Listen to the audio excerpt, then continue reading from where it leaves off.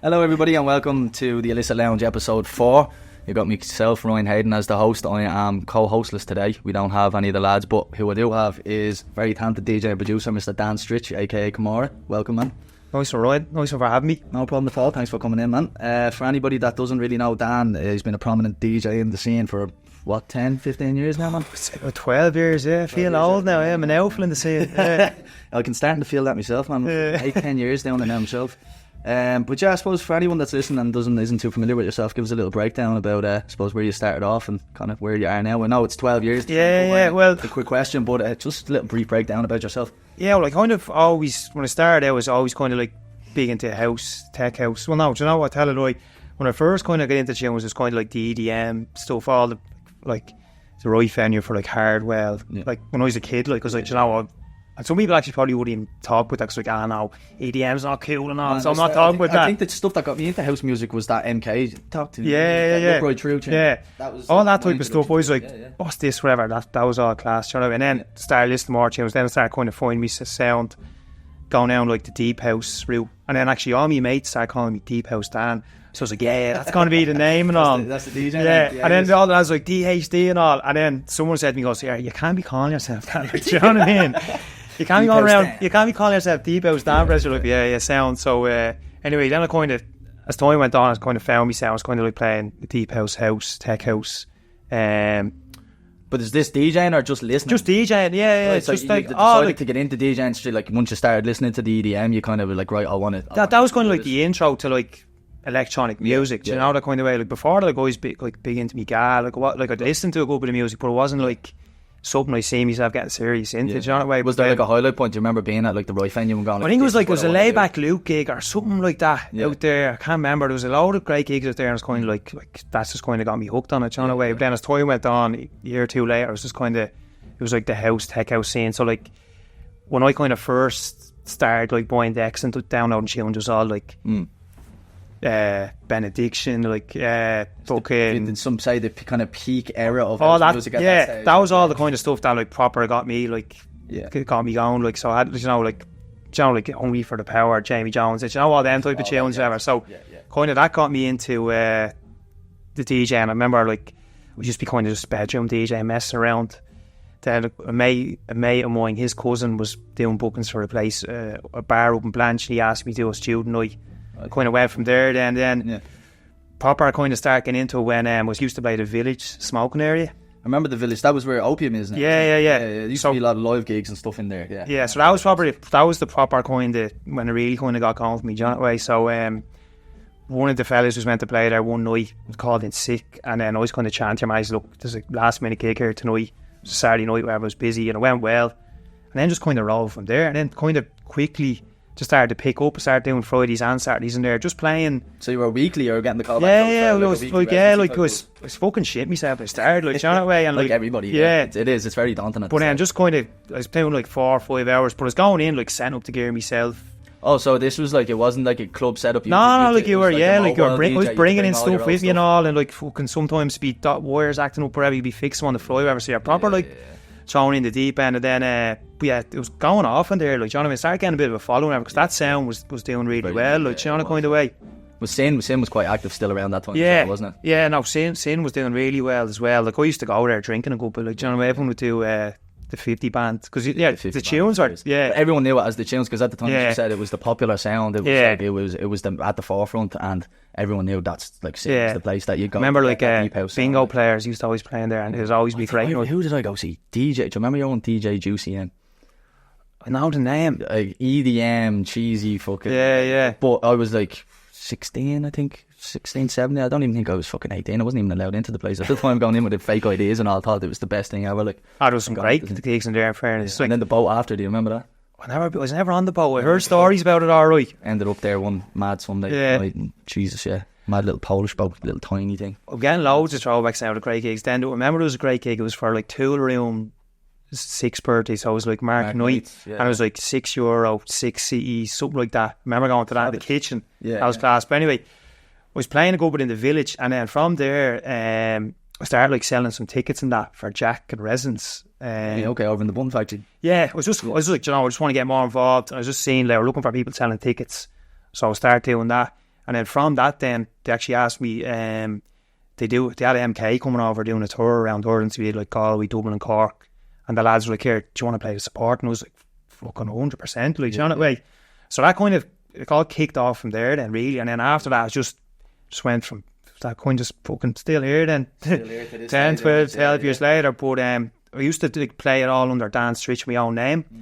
But then when I started producing, whatever, I was kind of like, because I was playing some house, playing some tech house, whatever. But then all my production was always tech house, deep, minimal, kind of in around that space. So I was like, right, so I need like a brand to build, which is just for reproductions. So then that's where the Kamorah alias came out of, which I launched probably like 4 or 5 years ago. I think about 4 years ago now, you know. And do you think it would have done as well if you didn't change your name to Kamorah? Do you feel like do you feel like creating that alias and creating that, I suppose, identity when you're becoming a producer, is that such an important part in it, or does it really make a difference? I think it's important if you like, because you're just trying to hone in on a sound. See, when I was kind of doing the Dan Stritch gigs, I was doing like loads of house gigs, then I'd be doing kind of more heavier gigs, and I was kind of probably selling myself a little bit too thin.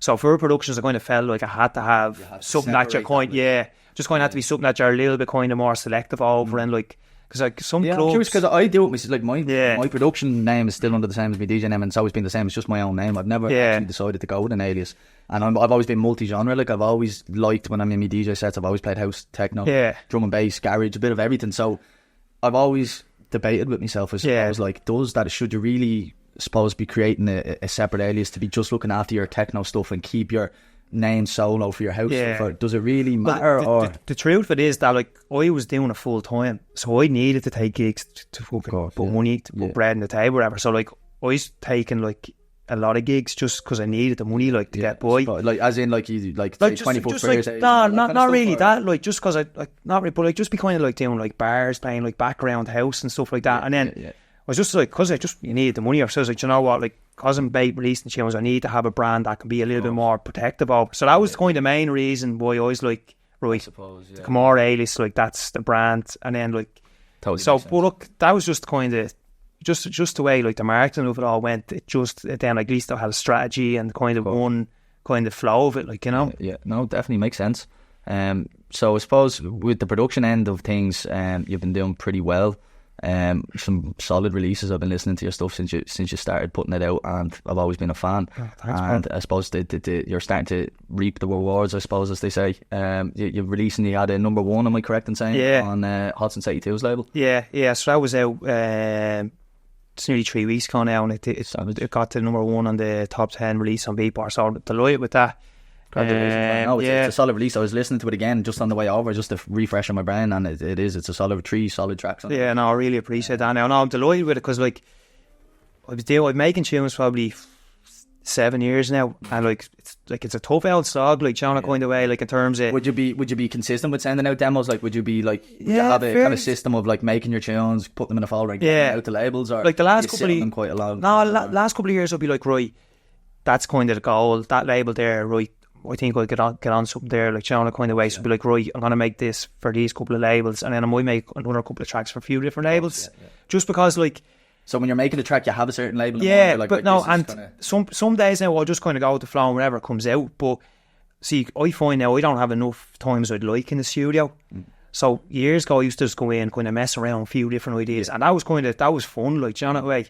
But now I'm kind of just having to be a little bit more strict on myself for going with your workflow, kind of like. Yeah, I just have to be like, come in with a plan and go, I want to try get an EP here and try get that on there. So you're just sitting there like working on your snare for 4 hours, like that. Well, that you can get lost in loops very quickly, like, of just focusing on without progressing, where you could be. When I started out, I had this obsession with kicks, so it was just like whatever it was about kicks. Where you get so lost in it. It's like, you know, when you say the same word over and over again until it doesn't make sense. Yeah. It's the same with kicks. If you just listen to it, it becomes so monotonous, it just doesn't even make sense anymore. You need to move on to something and come back to it. I had a real bad habit with kicks, where basically what I was doing was, like, say you're making a tune or whatever, and well, obviously when you listen to a kick in a nightclub and the sound system, you can feel it, right? Yeah. So when I was making tunes, just like, I need to feel the tune, do you know, kind of way. But obviously, like, you're not going to feel it, the little monitors in your room. So I was always like saturating kicks loads, layering loads of kicks, getting real big kicks, and then I go into a club and play them, and I just ruined the whole track, do you know what I mean? Yeah. So as you're saying there, like, I'd be going through different kicks, layering that kick, trying to sample this kick. So like, it's like that now, just kind of. You always layer kicks, out of curiosity? Like, would you always have your like your low, your mid, and your high, or would you just use a solo kick and kind of just try and make it? I used to do that, but like it's still like trial and error because the top kick just might not sit too well. I find that anytime I've tried that technique, it becomes very like you're happy with it, but the high is a little bit in your EQ and that. Yeah, the low is still it's too much time gets spent on it. No, 100%. Because like the thing about the kicks is that it needs to sound good in the club, it needs to sound alright in your phone, it needs to sound good in the car. So like the kicks need to literally like fine tune, but then I find now that like the samples that are being brought out like are really high quality. Yeah. So like not compared to like converting something from YouTube and just grabbing the vocal out of something, and then you're using so many effects to try and enhance it and bring it up. Whereas, as you were saying, like the likes of AI and stuff like that has made it so easily available to get really high, good quality. Yeah, well now like the sample packs out there, like all them sample market like depends. The kicks and like hats and them like are really. I've found a lot of the like packs from some of the producers that have put out, like not ones by websites, but actual producers creating their own packs. Out. There's always a lot of kind of like background hisses and stuff you have to take away, or like sometimes like they've added so many effects to the kick that you throw it in, and then you're trying to add your own effects. It's nearly making it way too like there's a lot of extra frequencies. Yeah, no, I know what you mean. It's one of them. It's just kind of search and seeing what you find. But like I find. You have to be careful as well with some of them packs that you're not just going to like rob the synth or the bass because realistically they're getting rallied, you know, in a kind of way. So like you might kind of chop something up and resample it and pitch it up or down. But you notice them straight away. Yeah. The amount of times I've listened to tracks and just straight away, like that's the thing from Chris Dussy sample pack. Yeah. But you know, that kind of way, like you can hear it straight away. Yeah. You chop it up and use effects to it. Yeah. And stuff like that. No, but it's no, but like so when I was doing it full time, that was the whole reason. I was DJing full time because like, right, I just want to make music during the week. So you give yourself all that free time. Yeah, like I was just chasing just trying to release the big labels, do all the big gigs, and like it was tough. It was tough going, like, because a lot of times like you're just getting like sometimes labels wouldn't even be listening, getting a lot of rejection and all. And some like obviously you're breaking your bollocks with it as well, so those get very frustrating. So but eventually kind of started getting a couple of good releases going, like with the Need Even Sound, like I was buzzing, like because it wasn't like an overnight thing. Do you know the way? Like I'm grafting at it a long time, and a lot of times I'd be like, see if it wasn't going, you go through patches where like it would affect your mood and all. Like you'd be like, do you know what, like 100%. Don't know, it can affect your mental health. Yeah. You get so wrapped up in your own head that I don't think it can be really. If like it can have certain days where you're just like, fuck this. Yeah. Like what's the point? Whatever. But now, obviously, then the next day you just go at it again. But that's kind of part of the thing. But like, of course.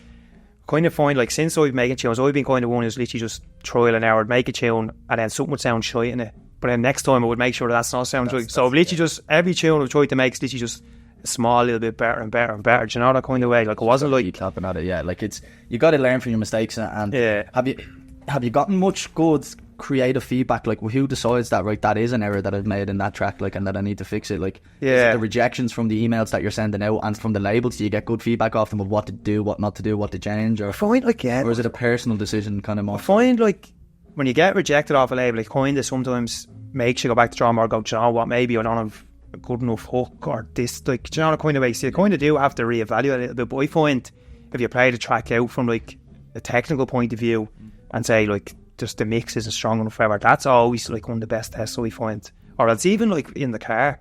The car is always a great test. Yeah, definitely.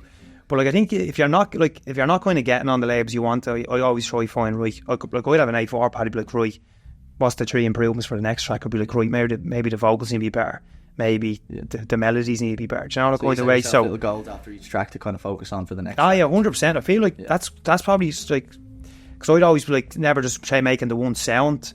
I'd always be like, right, you know, I'm just going to go down this, making this kind of little tweaks here and that type of things. But like, I don't know, that's just the way it has been, you know. But do you feel this new TikTok trend, I suppose, since after COVID, really, is the TikTok trend of music and how it's being picked up and perceived? I suppose out there, and labels picking certain tracks up is down to the popularity of how big it gets on TikTok. Like, there's probably an element of that, alright. Is that something that you've, I suppose, A, focused on, or B, felt is a need to focus on, like in terms of content and stuff like that? Do you feel it's better to get the tracks down and get them out to the labels personally and email them personally, or do you think people should be focusing on actually creating content out of that track you've made, recording yourself in the studio, making that track? Like, There's a lot to it these days, you know. It's not just about getting the track out there and sending it off to the label. So no, that is a trend, like, but I wouldn't really, that's not really something that's on my radar. Like, I'm not doing as much with TikTok as I should be, do you know. I'm not using it. Like, in my head, it's like, when I'm making a tune, like, I want so-and-so to play this, or like, I want Satan to play this. Yeah, like, that's kind of, that would be like the validation for me. Like, if I sent some, they download and played it out, rather than going, I'll put that on TikTok, and like, but that's just the way some sounds are going. There's nothing wrong with that either, do you know what I'm way? Like, do you feel it's affecting the scene in any way? The trend of how music gets picked up and how it becomes popular? It probably is, yeah, because everyone's just looking for like a quick hook, like, the quick hook, whatever. Do you know, kind of, it's like attention span. It's nearly like your attention span for music is, like, I suppose even back in the day when you're going through the Beatport charts or going through whatever charts and listening to music, it's like you'd always give it a bit and you'd listen and you'd flick into the middle and listen to the hook, and then whereas now it's literally like within the first 3 seconds of it, you're like no, you're here, like, you has to catch it literally immediately, like, you know what I mean? But the thing about it, I think, like, the longevity is always going to win, because say someone like has a big TikTok hit, whatever, and it goes out, like, they want to have a load of them followed up, because after a couple of months, like some other hits, you know, that way, like, so it's probably a safer bet just trying to kind of keep going at your sound, fucking chipping away at it. Well, that's, you know what I mean? Good music, as you said, it's timeless. Like, there's so many tracks you go back to from the 90s, from the early 2000s that you'll still play in sets today. Yeah, and that's the kind of music that you want to be creating, rather than that kind of quick fix or quick hit. It might get a million streams and it might get a million hits on the TikTok, but as you said, the longevity doesn't last in it, and as quick as it becomes popular, it's quickly forgotten about, and it's not that timeless piece of music that can be put on in 5, 6, 7 years time, and that it would still kind of feel right to play it. Like, I know Max Chapman, for example, that La Fiesta tune, do you remember that? The mad Spanish vocal tune. I played that again there a couple of weeks ago, and I forgot how fucking solid the track it was. And that's the kind of, like, to me, I was like, there's so many tracks I can replay, and I can like, this is, I'm sick of this tune. But that, I was like, man, I could play it again. It's like, it's a timeless piece of music, you know, that kind of, and that, I suppose, is what you're aiming to create. I think that's so important as well, in terms of, like, trying to make tunes that are a little bit different, because, like, it is easy, and I've done it myself, for, like, I'd hear a tune where I'm like, that's class, and I'm like, I'm going to try and make something like that. But then when you kind of take a step back, there's hundreds of people that's trying to make that same tune. So, like, I think sometimes you just follow the same recipe in the because then if you just start sending 3 or 4 of them tracks to a label, they're probably getting 20, 30 demos that day.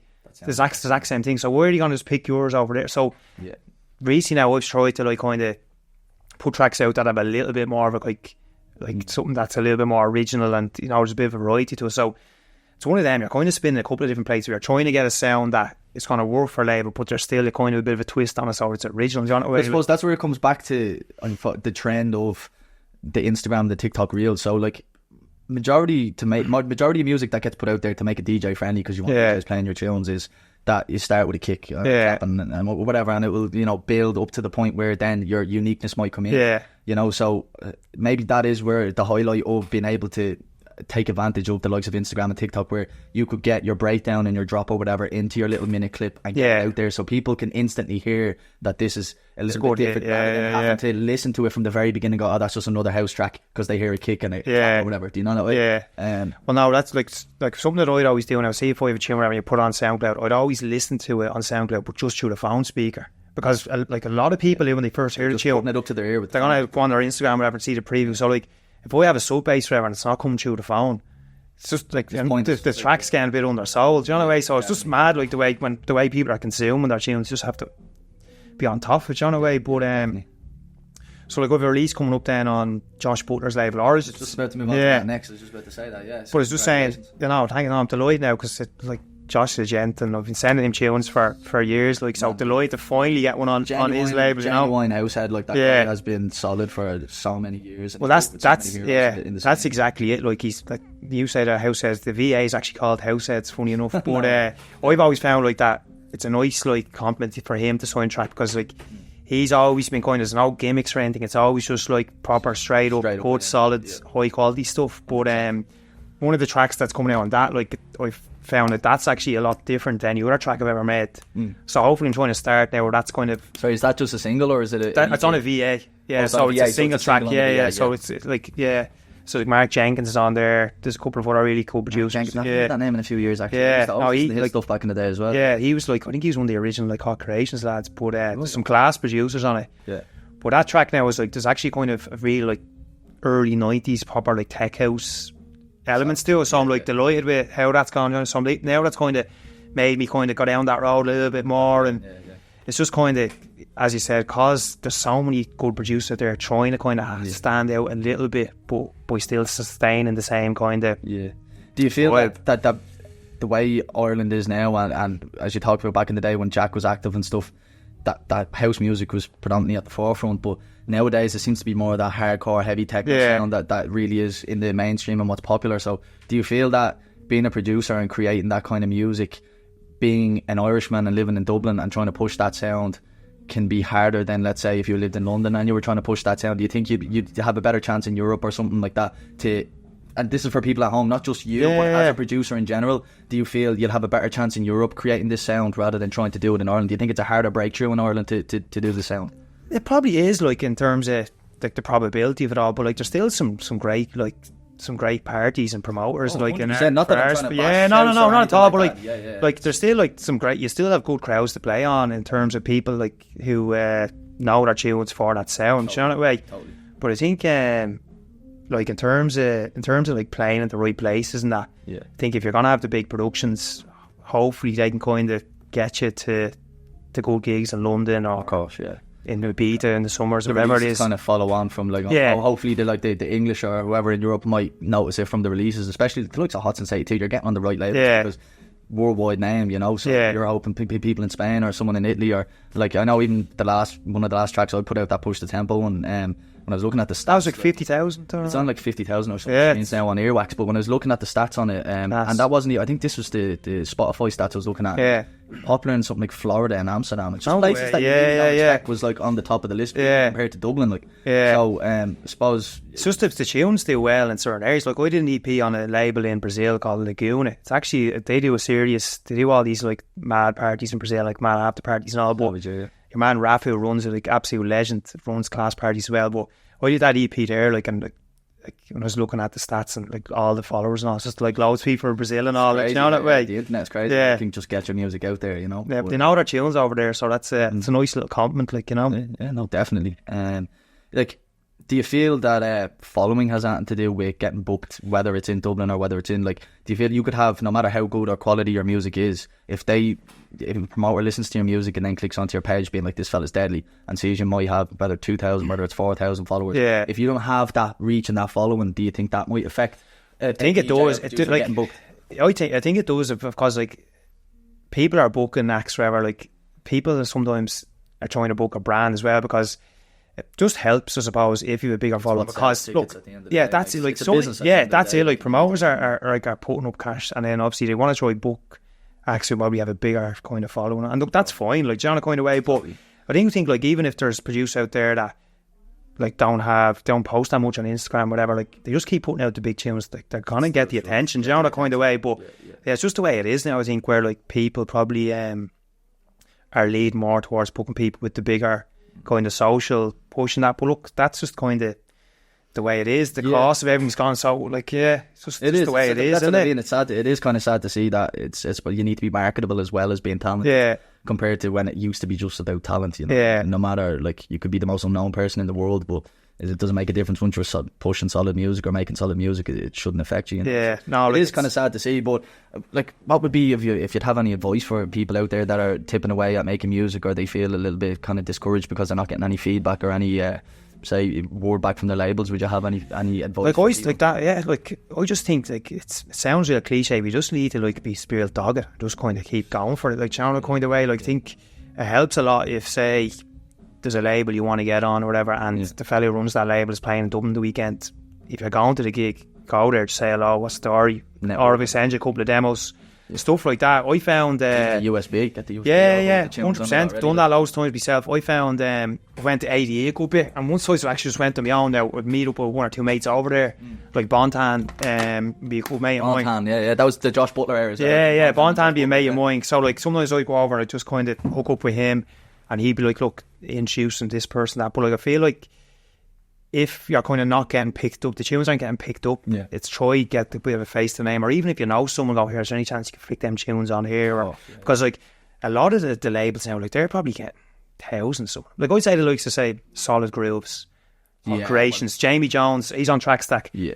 I'd love to see. I'd say he's getting a mad amount of tunes. Now, in fairness to him, with the Track Stack tunes, he goes through them all real quick and listens to them all the time. So, like, fair play to him, because I'd say, like, he is getting a mental amount. So, like, it's good to see Jazzy bringing out that tune. That class tune as well. No, it's deadly. Jazzy and but yeah, no, in terms of that way, like, I would just think, like, the tunes can be class, but just because people aren't listening doesn't mean you have to rip up your kind of game plan. You know, just maybe sometimes stepping outside the comfort zone, going to a gig on your own, saying hello to someone, giving someone a USB, like that can work wonders. And then if you get onto one big label, then hopefully, like, other labels go, do you know what, you get a bit of attention and go, like, so. But I think it's one of them, you just need to, like, throw the kitchen sink at it, because I think a lot of people are like, you know, like, fuck this or whatever. Well, you just need to be a dog, like, you know, just want to give up, and it can be monotonous, but it's a little word of encouragement for people, like, just keep bashing. What you said, 7 years you're making tunes before that got picked up on Not Since 82's label.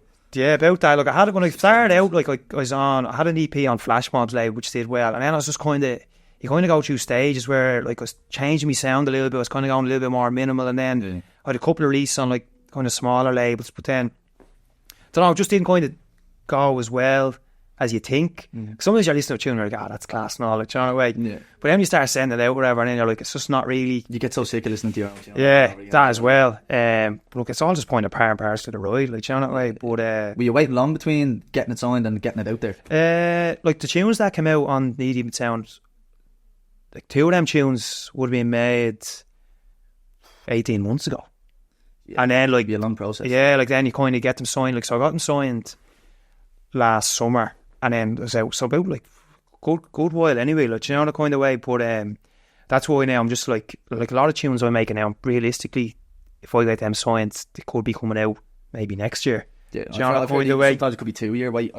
Some lads, one lad I know was talking about Carl Cox's label or something, he got a tune on it, but it was like a 2 or 2.5 year wait. Insane, like. But you see, like, people are listening to something completely different of that type of sound, but the time that time comes around, you know. So you see a lot of producers now as well, like, they're putting out, like, their own unreleased tunes on Instagram just straight away. And, like, loads of lads are getting traction. Like, I think that's good as well. Like, creating that brand, and you can create a bit of an identity and brand. It's like creating a label without creating.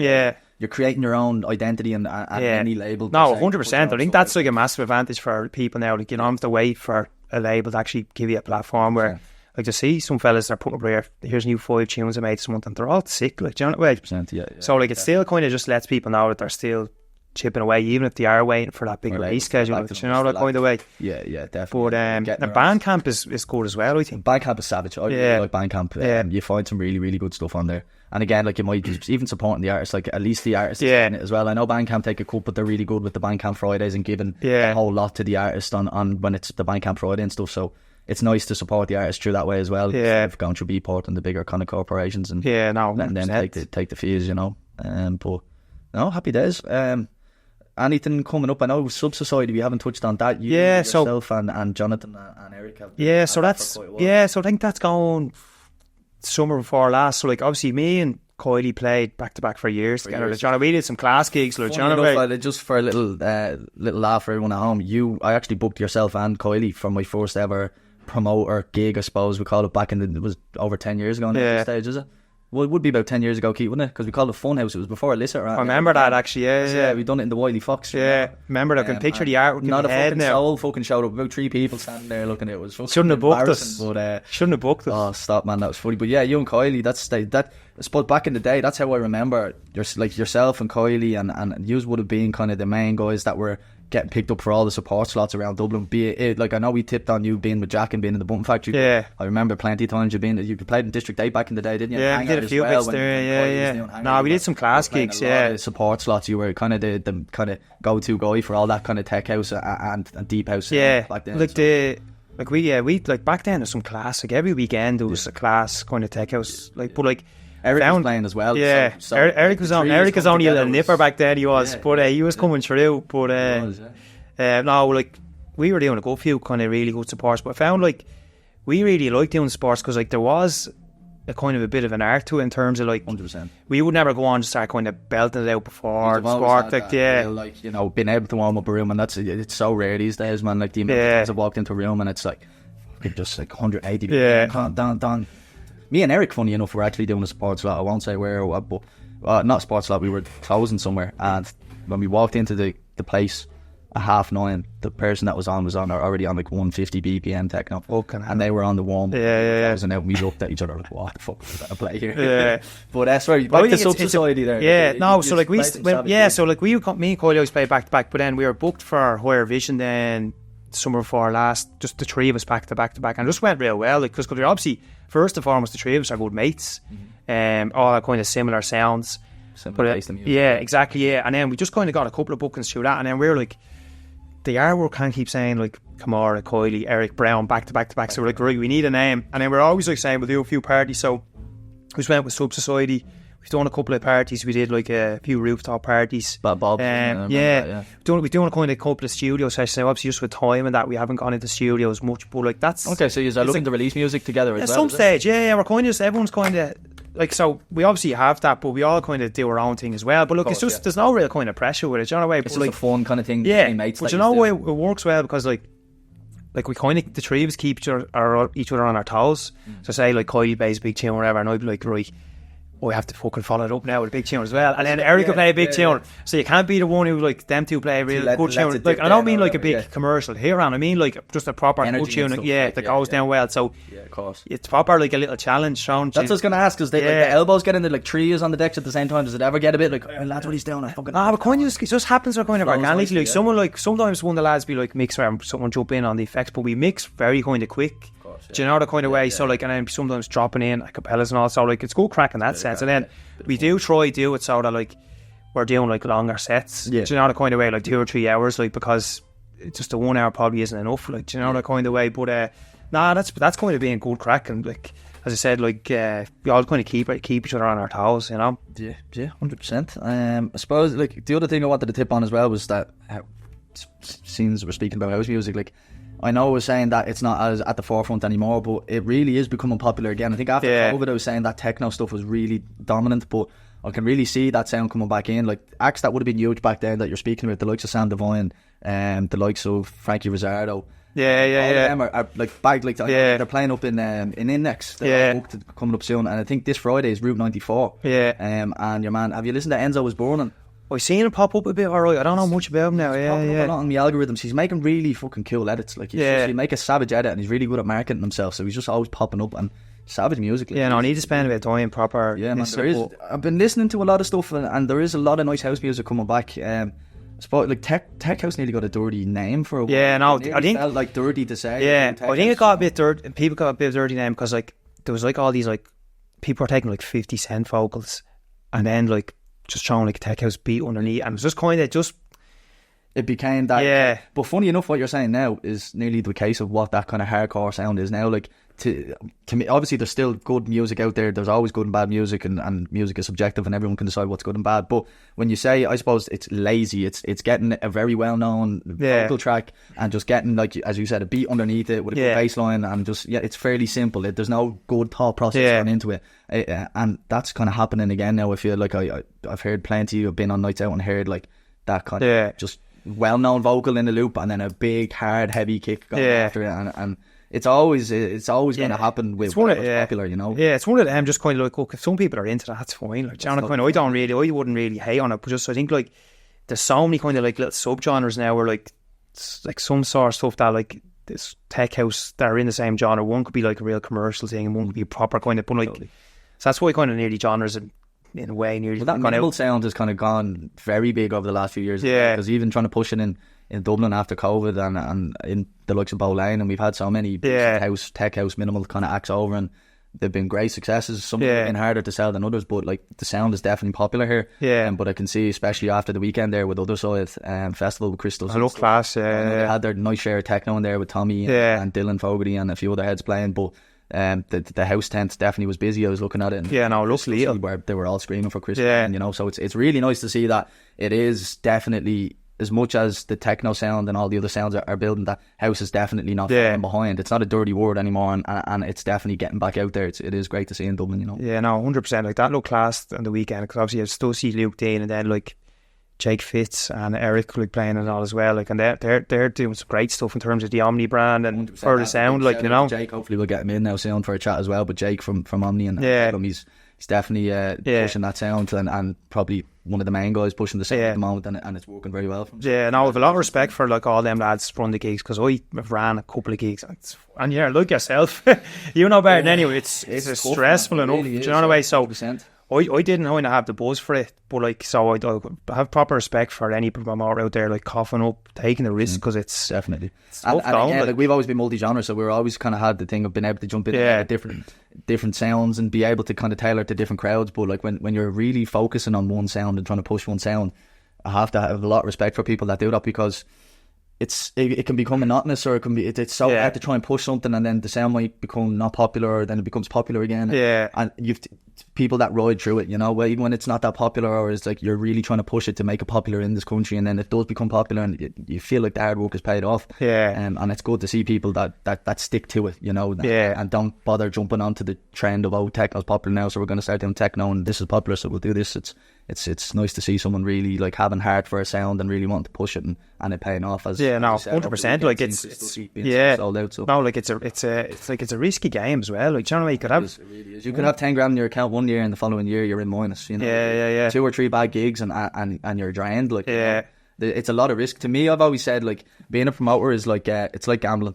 You might as well be going into the bookies and going, right, I bet you 5 grand that people are going to show up to me party, and if they don't show up, well then you keep your 5 grand, and if they do show up, well then I make a couple of grand. It's basically the same. Like, obviously you have to put in the work, but at the end of the day you could do everything right, but Dublin is just so sad that you could do absolutely everything right, and you just don't hit the ticket sales, unfortunately, because there's so much else on, or whatever reason it might be. You know, it's always a gamble. No matter how confident you could be on a show, you can never guarantee a sellout.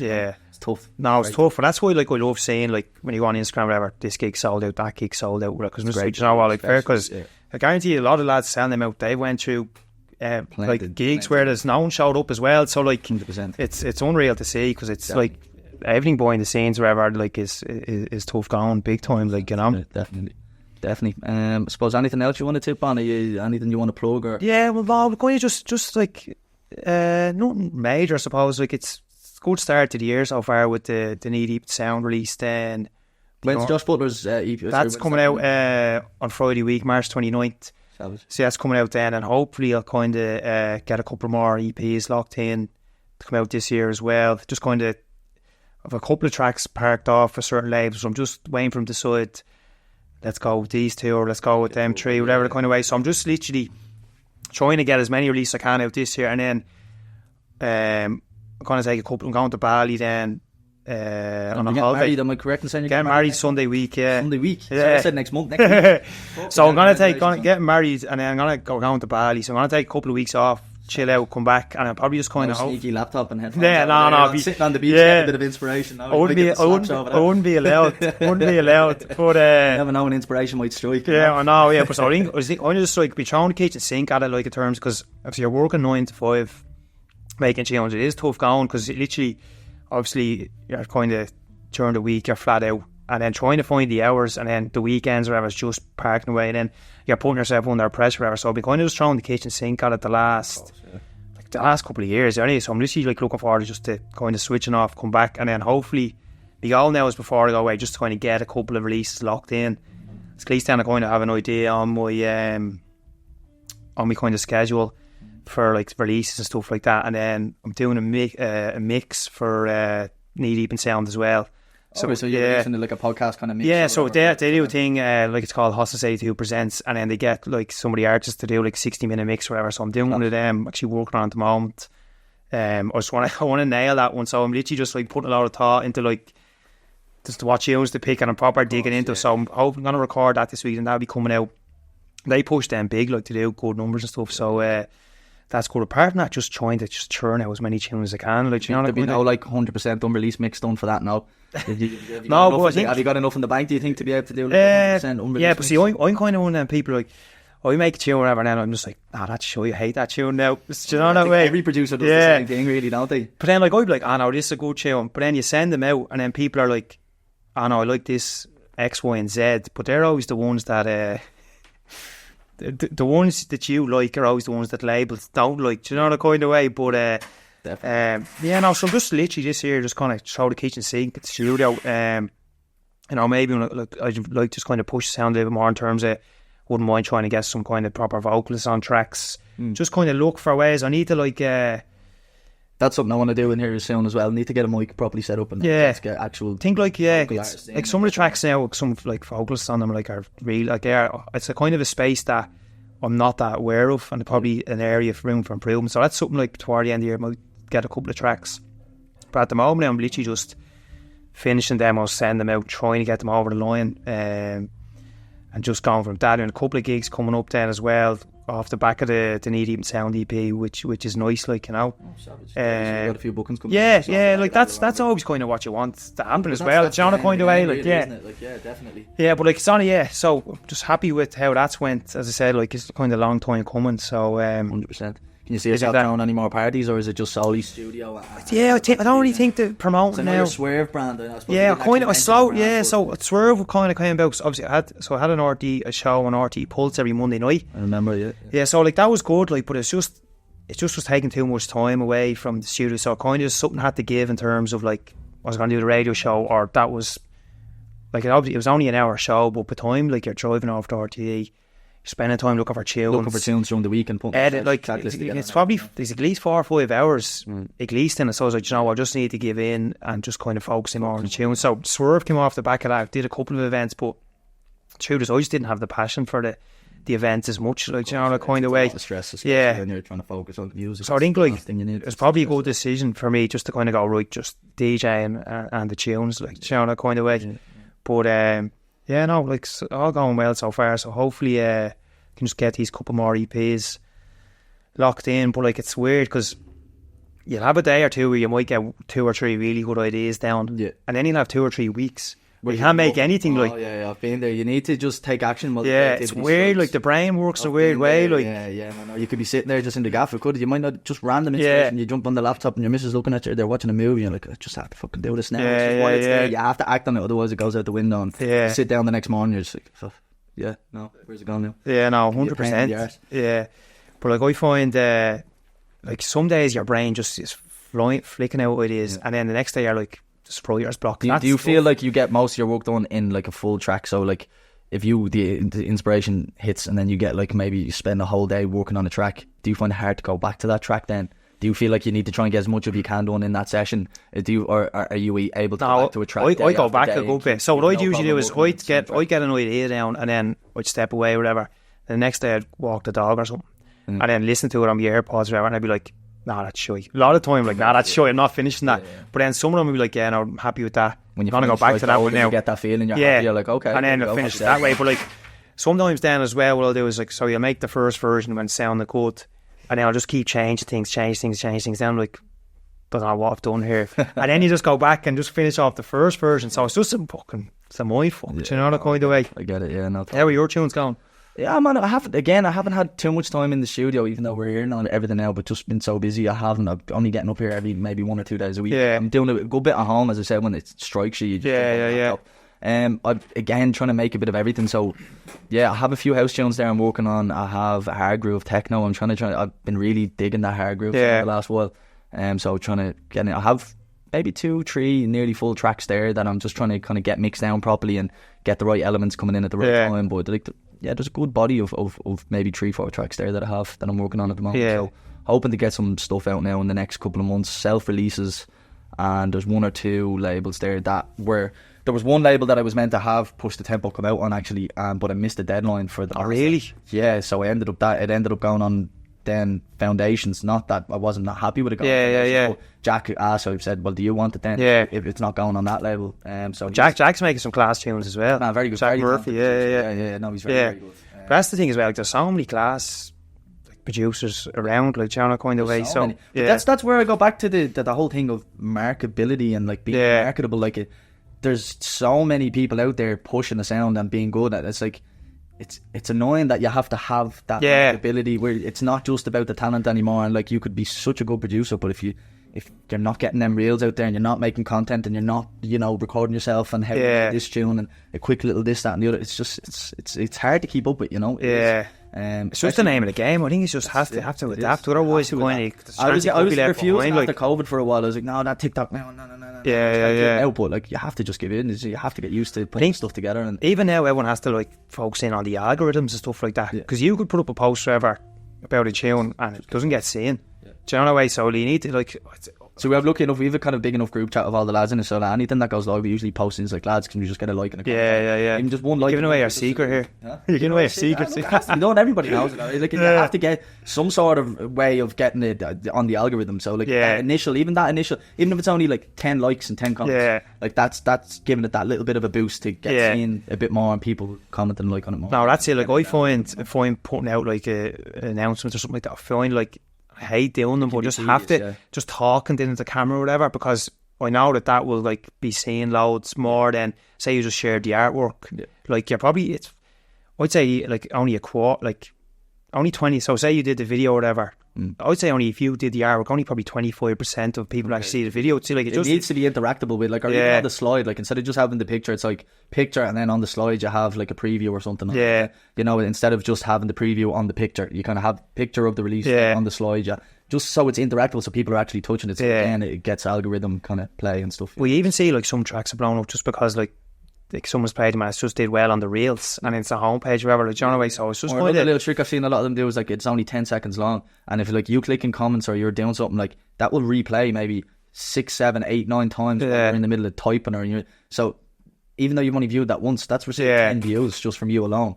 You know, so some people say to try and make them a lot shorter rather than too long and people get bored and flick on, you make them as short as possible. Again, it's attention span, like I said earlier. 100%. There's actually a page on Instagram. There's a UK fella called pretty sure it's Data Transmission or something like that, and he does like a lot of breakdowns of like certain DJs' social media strategies and stuff. And it's just kind of a lot of them make sense in terms of how well thought out it is. Like, you know, Josh Baker tips on it quite a lot. How many piece of content he'd get out per day, and what one would be about music, and then the next might be, you know, you might have 3 or 4 music related piece of content, then the 5th or 4th or 5th might be a personal thing where you're out on a dog or you're out, you know, and he had a whole system around it, and he swears by it, you know. I think like you have to kind of share some of the personal stuff as well, just because I love sharing pictures of me dog. That's my thing. It's just like with anything, again, it's just a little insight into your own little personal thing. So it's like music, personal, music, personal, or whatever. But it's hard to crack the code. It gets tricky, and again, I think it's advancing so quick as well. That's the problem. It's just before you finally catch up on it, and then there's a new system already. Especially with everything AI now and the way but like going.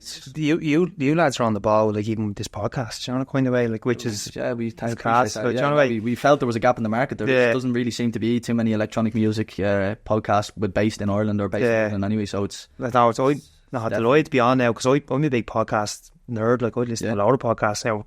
Music one's about Celtic, glitchy, all that, so it's weird, like, you know, that kind of way. But I'll be listening back to this now going, fucking, what the fuck am I shouting on about? Believe me, it took a while to kind of get used to the podcast, and I'm still not used to it. Apologies to anyone that's listening and has gone, I've just wasted an hour of my life. But look, we're going to keep building on it. Again, this is only the 4th one, so obviously a little bit slow kicking off. We were hoping to have a few more out by now, but we've been a bit busy with a few other bits, so hoping kind of from here on out that we'll kind of get this out at least maybe 1 podcast or maybe max 2 per month. So we'll see but we're going to keep at it, and appreciate you coming on. No, it's class. No, delight, to be honest. Nice to fair play. We'll catch up and kind of go through the years and kind of look back on make me feel old now, but sure, know me about it, man. COVID done us dirty. COVID's done us brought us for a couple of years. Definitely. I felt it, even the way you promoted pre-COVID, it was like Instagram, or a little bit on Instagram, your Facebook. Do you remember when it was just events? And it was like, if you clicked on an event, there was 900 going and like 200 interested, you knew that was the place to be. You know, whereas now it's just not like that anymore. Like, you used to pay a videographer to come down and video everything and create a package for you and send it over to you, and now it's like every single person is a creator, and it's as I said, it's hard to try and I found, like, during COVID, I thought I was out of work, I was on the 350, like, and I thought, like, I'm just going to lash the studio out, do everything all day. Then, like, the lads are just like playing poker all the time. One of the lads built a bar out the back, the 350, and then it's like, here, this is just like a big long holiday, sure, kind of way. But look, what has to be done. Affected by it. But again, it just coming off the back of it, it's just a different scene. It's not even just, it's different how you have to promote this. The music that's popular is different, and how you have to promote your party is different. And you know, it's a lot of adapting and getting used to. Like, we're running parties now. Will be is it our 9th or 10th birthday coming up? 10th, it was our 8th just gone in October, wasn't it? So it's our 9th coming up then in October.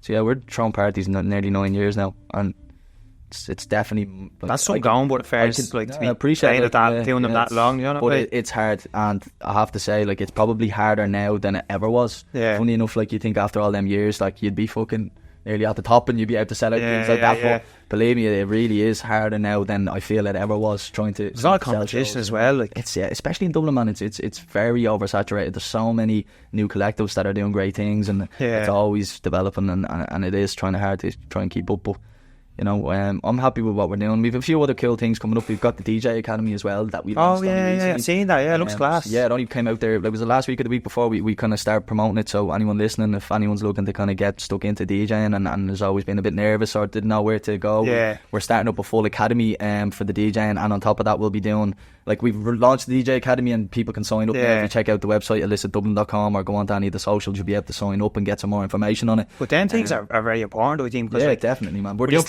to say, we're just to finish plugging, but we're also going to be doing production as well. So if that's your thing as well, you will be able to do it. So don't be kind of put off by the website that there's no production side of it yet. That's just to come. So for now, anyone that's looking to sign up on the DJ side of things, check out the website. But the class thing about, I was just saying, the class thing about that is that, like, see, when you get your first set of decks or whatever, we had a pair of new marks with the CDs or whatever, and you kind of just mess around the gaff, and that's grand, you know what I mean? Yeah.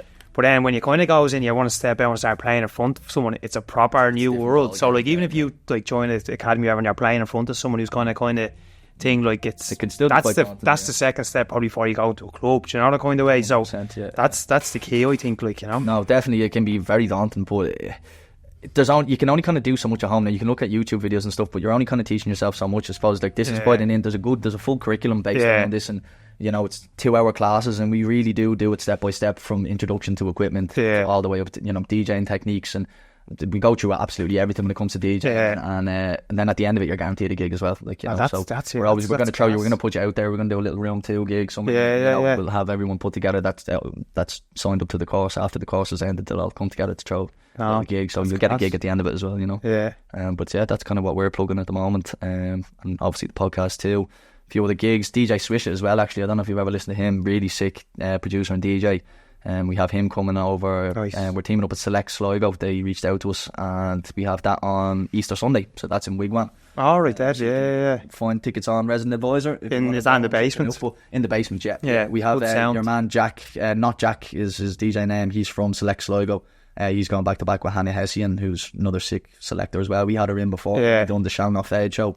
And she was sick. She puts nice garagey kind of. That's a great little room down there.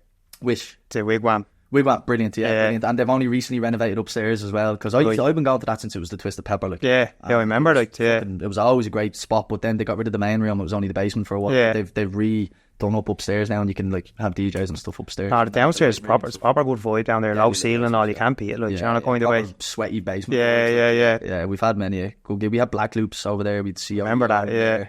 Had a few gigs down in Wigwam over the years. Like, it's always been a nice little venue to go back to, you know. So I'm looking forward to it now. Like, Bank Holiday Sunday, which is Easter Sunday, is when we're doing. Kind of reminds me a little bit, like, in a way, the old Sankeys in Ibiza. Just, I know the ceiling's a bit higher, but like, it's just kind of that kind of like proper, just all you just feel the bass in it, like, you know, the kind of way. Yeah, sound system is a monster in there as well. I think they have a void system in there. Yeah, fucking booms, like, so. Yeah, it's always a good party in there. We were only playing there Friday, actually. Me and Collie were playing upstairs, and we made. Oh, I seen that. Brilliant gig. It's Out Straight Records. The lad Aaron Connery, I had him on the last podcast. I was watching that. Yeah. So he runs Out Straight Records, but they have a side brand called Underdub, and they do their parties. It's all like. So obviously they're hip hop, but they also do drum and bass and electronic music as well. So Underdub had Creatures over from the UK as a drum and bass DJ. They were down in the basement, and me and Collie headlined upstairs. But great crack. They had 300 heads in or 300 heads in.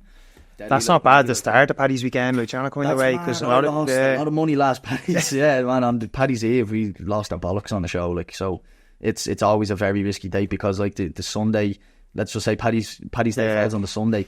That Saturday people aren't really out, whereas the Friday they are. So even Friday, whereas I done it on the Saturday last year, and I fucked myself over, because people, they have the long weekend, they go out the Friday, they'll die all day Saturday, and then they'll be good to go again on the Sunday. They don't go out the Saturday. A lot of people go out. Bank holiday Sundays can be risky as well, I think, but everyone thinks bank holiday Sunday's gonna be Paddy's Day in particular, it's different, like, on the Sunday, that's different. But like a normal bank holiday, I think years ago, I think bank holiday used to be good. The Bridget's Day one in February. Well, that, like, town was dead. Everyone forgot about it. Town was completely dead. I mean, years ago, everyone was like, their bank holidays the one to go out, but now I think like it's changed a little bit. You know, like, but man, it's how expensive shit is. Because it's like town's gone so expensive just for your taxis alone. The price of points, like you're spending 200-300 quid when you're out, man. Like especially if you're out with the missus or whatever, and you're buying drinks between yourselves. Like it's an expensive night out. People can't afford to just go out week after week after week after week like the way they used to go to this gig and that gig. And they're picking and choosing what gigs they're going to now. And making sure it's the right one to go to, because otherwise they're broke. I've seen it when I was in Boleyn and stuff. Like you could see the drop off, especially after COVID. It was like all the way up to Paddy's Day, everyone was fucking raring to go every week, jammers. And then as soon as Paddy's Day hit, you could see the dip where people were just partied out. I can't do this anymore. And again, even this year, it's been like, I'm not being total doom and gloom about like how expensive it is and people not being able to go out. Like on Paddy's Day, it was great to see. You've got Other Side Festival, which was I believe a sellout, and that was it. That was sold out in Rock Farm. You had Elro in the RDS with a few thousand people, which I think was a complete sellout as well. And then obviously BLK in the Tree Arena, which was a complete sellout. So like, you know, it's still a hell of a lot better than what it was a few years ago after COVID. You know, it's 100%. I wouldn't say the boom is back, but it's definitely away. It's if they just lowered the fucking prices of the houses and the rent and all that a little bit, you know, we'd be sorted then. And then what's your thoughts on the whole extending the opening hours? Ooh, without getting too political, I'd love to see it happen, don't get me wrong, but I just can't see how it could be facilitated, to be honest with you. Place probably struggle with the staff now, would they? Like, this is my argument with it. Like, is it really going to just... So, after between the hours of 3 a.m. and 6 a.m, are people really going to spend that much more money that it's going to cover all the extra staff, all the extra security? Is it going to be viable for the venues to stay open? Is it really going to be justifiable for them to stay open an extra 3 hours, pay all the staff to stay open an extra 3 hours? Is it worth their while? Are they going to make the money back? I don't know. Is it down to just that, or is it just down to the punters getting to have a good time? They get to play a bit longer. Like, you've got to weigh up all the facts. I think it could work in some places. I can't see every place going. I think it's very selective where it could work. Like, I think because everything in town is so residential as well, because you've got everywhere there's apartments built above it or around it, or whereas I think the likes of when District 8 was out in where the right venue used to be in Swords, Industrial Estate in Swords, that's perfect. Go to 6 a.m. there, big club that can do that and can book a bigger lineup and sell more tickets and get people out happy days. But I cannot see it working for the likes of the venues in town. I really can't. You know, it's sad to say, because I'd love to see it happen, but it's just, I don't see how it could justify the money and trying to stay open. You know, it's one I'd love to just see, like, at least have a go at it, you know, the kind of way. 100%. I'd love to see it. Like, it's not the end of the world then if some clubs, like, you know, we tried it.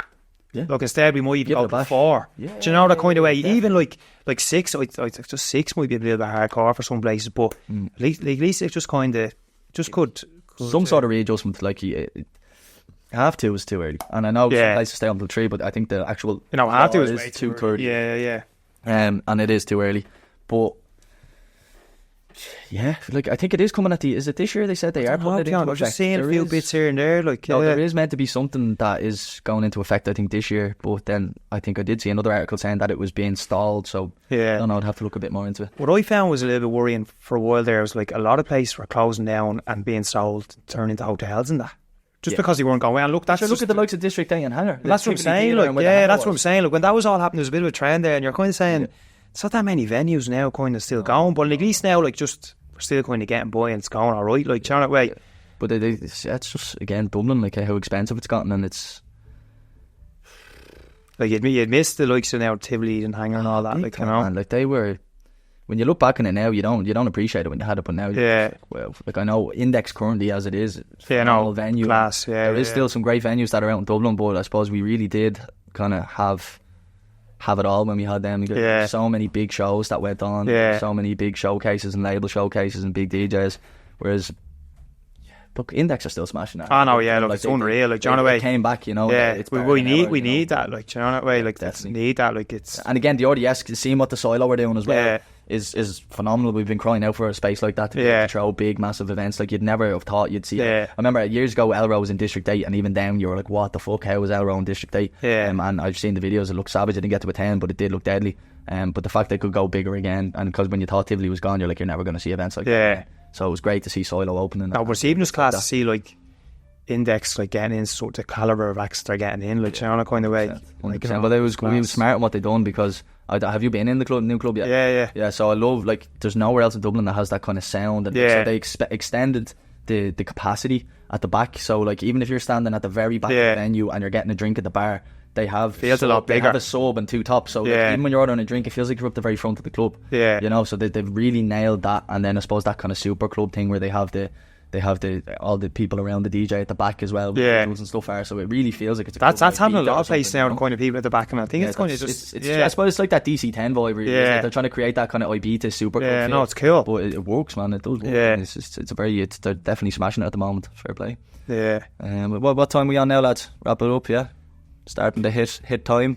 Well, Dan, I really appreciate you coming on. No, thanks for having me. Nothing else you want to kind of plug or? No, just shout out. No, hey mom, that type of shit, like, you know. No, all good. Thanks for having me on. Really appreciate it. Top lads. Appreciate you coming on, man. Top man. Thanks for joining us. But I suppose that's it then for episode 4 of the Illicit Lounge. Thanks to everyone that was after tuning in and listening. And big thanks to Dan, aka Kamorah, and hopefully we'll have you on again in a while. No, top man. Thanks for it, lads. Fair play. Appreciate Great setup. Thanks very much. Cheers. Nice. That's it, Jen. Fair play, lads. Nice one. Did it, yeah? Best host in the you, yeah? What? Best host in the